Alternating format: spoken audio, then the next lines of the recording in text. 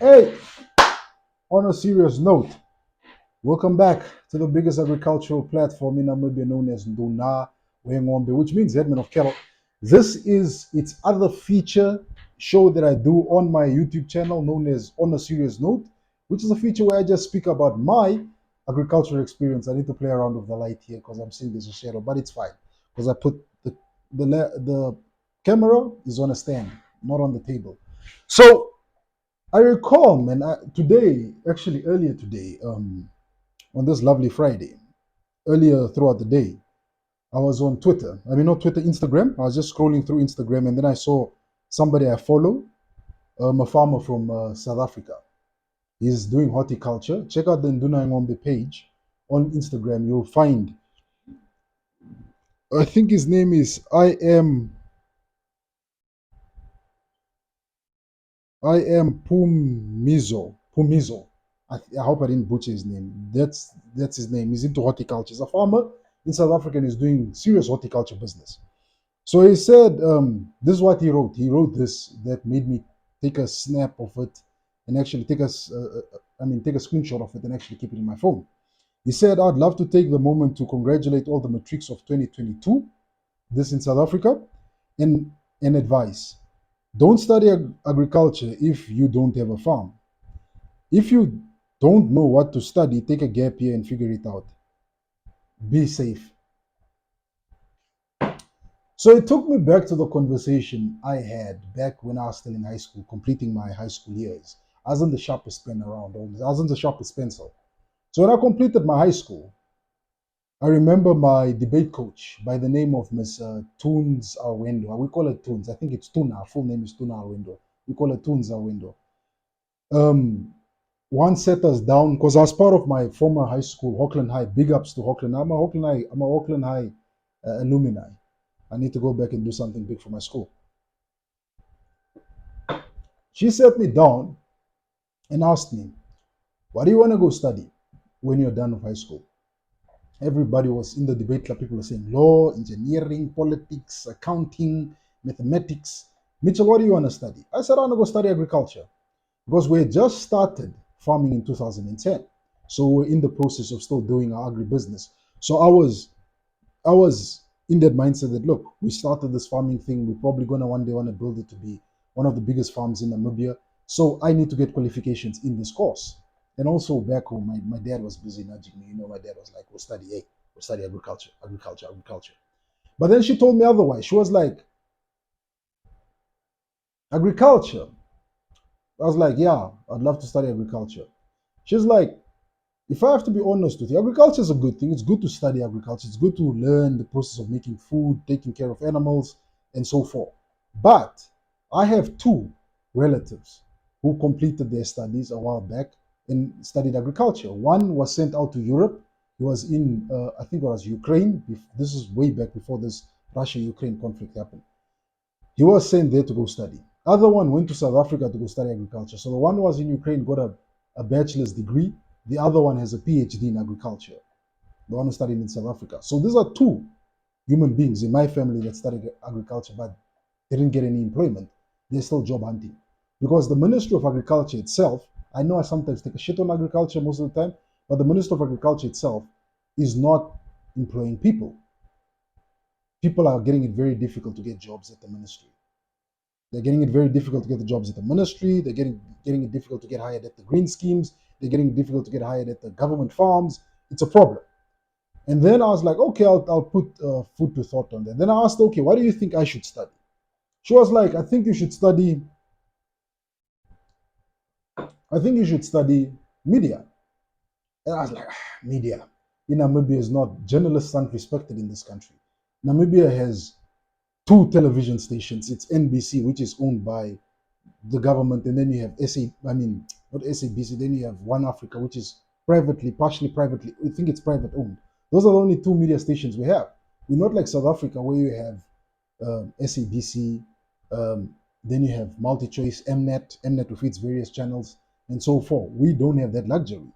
So I was like, it'll be a struggle because the media space and the media and journalists are very few in this. There are a lot of people study media and journalism, but very few of them actually practice media and journalism. many of them are either working in different fields. They have media and journalism papers, but you'll find some of them are probably teaching language like English, Afrikaans, German at schools. Some of them are probably PR, are probably spokesperson for ministries, spokesperson for companies if they can get jobs, and so forth. People aren't getting jobs. So if I study this, I'm not also going to get employment. Then she looked at me and she said, no, you see, agriculture in Namibia, now agriculture doesn't have enough media attention. In terms of the radio doesn't talk enough about it. There are not enough media printouts on agriculture. We have what, one agri forum. The rest are all South African. We get some inserts in newspapers here and there on certain days, Thursday, Friday, certain days, but not all the time. So I was like, okay, I hear you, but doesn't make sense though. So she told me that. And look, I grew up watching Cup Lunch. Every Sunday was Cup Lunch. I watched Derek Watts. I watched the Cup Lunch team, Debbie, and all these people chasing after these criminals and so forth. So I idolized Derek Watts. And I was like, well, cool, I'll do the agriculture, I'll do the media thing. And then later on, I'll be able to take the training that I got in media and fund it back into agriculture. This is why I do Nduna Ngombe. This is me utilizing the university fees my parents paid and the 4 years that I studied um, media and journalism. This is me pumping it back into it. This is me using the skills that I got. I know sometimes it's a problem because many people are always like, leave that YouTube thing, get a 9 to 5, do something else, become a taxi driver or something. This thing will not bring you money. But I'm utilizing the skills that I learned. So it took me back to that. It took me also back to another conversation I had with my friend of mine who also went to South Africa, to the University of Free State, to go study agriculture. I think he got a degree in agriculture. I don't know which form of agriculture, but he got a degree in the agricultural field. He also came back and he was job hunting. He couldn't get any employment. There was one vacancy that was once posted by the biggest meat processing company in Namibia, which is known as Meatco. When Meatco released this what do you call this vacancy, one position. He said when he went to the Meatco offices to go have the interview, he got there, he thought he was just alone because he didn't see so many people. When he got inside the building, walked through the hall and got to the place where the interviews were being hosted, he found about 500 people. So he said they went from it being verbal interviews to actually it being a written exam. People had to write. They had to go for written interviews. They had to write exams so they could test them. 500 people for one position. So here, when he said that, actually got me thinking. I was like, yeah, no, you're very right. Hey, farming, studying agriculture, whichever form, you might not get employment unless you have your own, unless your family has a farm or there's some agricultural land which are semi-developed, which you can go pump back what you have studied at school, you will be able to make a living from it. But if you're trying to say, I'm going to study agriculture and I'm going to come back to Namibia, or I'm going to study it here in Namibia and I'm going to be able to get a job, chances aren't there. Because if you have an agricultural degree right now, you might have to get a job working for maybe Nem Dairies, Nem Poultry, Nem Dairies, Nem Poultry. What's the other one? Is Nem Dairies, Nem Poultry. You probably have to work for one of the big government farms or the grape farms or the big privately owned cattle ranches, or you have to go outside and go get a job in one of the big South African cattle ranches or Australia or Europe, where farmers can still get a job. But here in my country, you're going to struggle to get employment. I know many people with agricultural degrees. So I think that's where the gentleman came from that point of view, to say, look, if you don't have a farm, particularly here in Africa, if you do not have agric land and you want to go study agriculture, you might not get the opportunity to practice what you studied. You might find yourself with an agricultural degree, having spent your 5, 6, 7 years degree loans that you got, studied agriculture, and you're unable to get a job. Rather study something where you are guaranteed employment. This is why many people still have that mindset of, farming, I'm not going to do it now as a young person. I'm probably going to get a job, make money. Then when I've made enough money and I've made enough of a pension, whatever, I can pump it back into the agricultural sector. I can pump it back, buy a farm. I can put it back into the family farm or go back to the family village and start developing agricultural processes. Because if I go study this and I have to come back and I have to create my own jobs, it's going to be difficult. Because already I did videos where I was complaining about the lack of capital support in agriculture. Yes, some of the financial institutions try to help, agri-bank, commercial bank, so forth. But they have their terms and conditions. It's going to be a bit difficult. And I think that's where he came from, where he said, don't go study agriculture unless your family already has a village which they have already established onto farm levels, and you can come in and invest your commercial farm mindset, or or you guys have a farm, your father or your grandparents, or there's a family farm where you can go and actually just go plant what you've learned. Because unless you come create your own agri consultation, agri agency, you're going to get it very difficult to get a job. You might not get a job in the governmental departments. Some of the green schemes might not hire you. It's a struggle. And I've seen this because even my aunt mentioned it once, said, when you go to certain countries, the agricultural ministry is one of the biggest and it hires the most people. In Namibia, it's the other way around. So that was what I wanted to say about that, because when I read what he was saying, I was a bit outrageous, like, come on, we need more black people to produce food. But then I realized again, even though I'm saying we need more black people to produce food, where are they going to produce this food? Are they going to go back to Emakaya?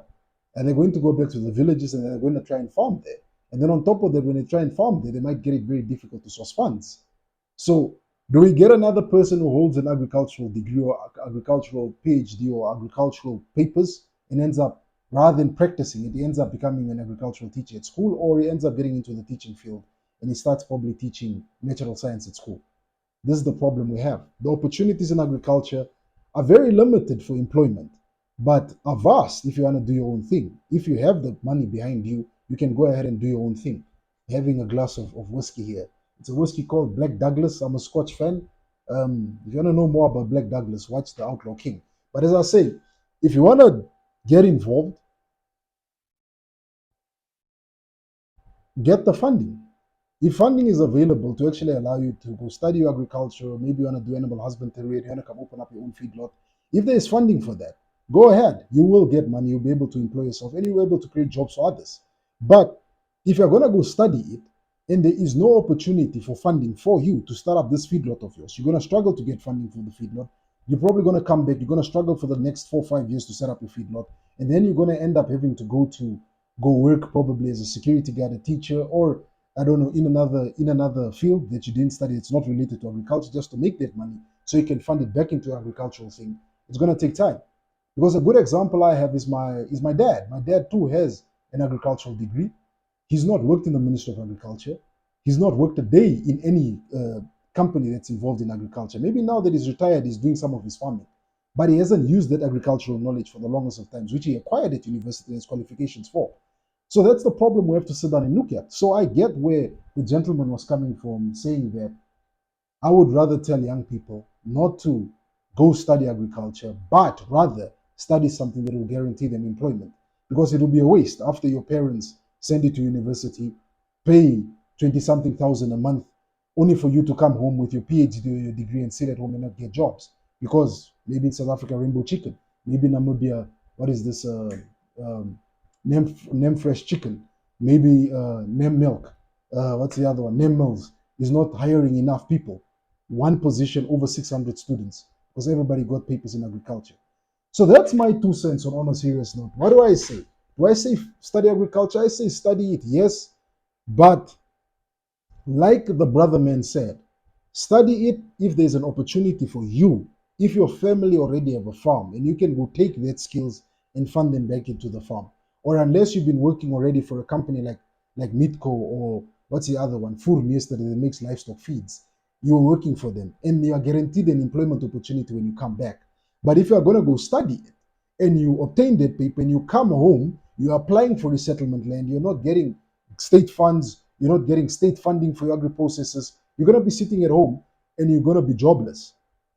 Even though they say, yes, you need to be able to make money, but let's say you come back and there's no land. The land is available, but you don't have the implements to actually cultivate and use this land productively.